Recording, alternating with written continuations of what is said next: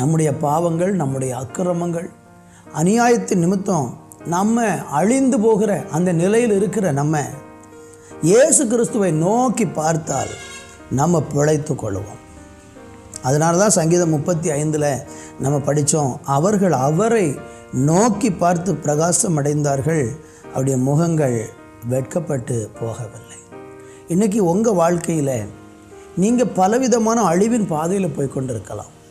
பாவத்தின் நிமித்தம் அந்த பாவத்தின் பலனாகிய அழிவை, நரகத்தை, அல்லது பாவத்தின் பலனாகிய அந்த சாபத்தை நீங்கள் சுமந்து கொண்டு இருக்கலாம்.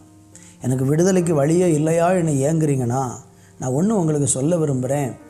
வெங்கல சர்ப்பம் வனாந்தரத்தில் உயர்த்தப்பட்ட போது ஜனங்கள் அதை பார்த்து எப்படி உயிரடைந்தார்களோ, பிழைத்தார்களோ, அதே போல் நீங்கள் இயேசு கிறிஸ்துவை இன்றைக்கி நோக்கி பாருங்கள். இயேசு கிறிஸ்துவை நோக்கி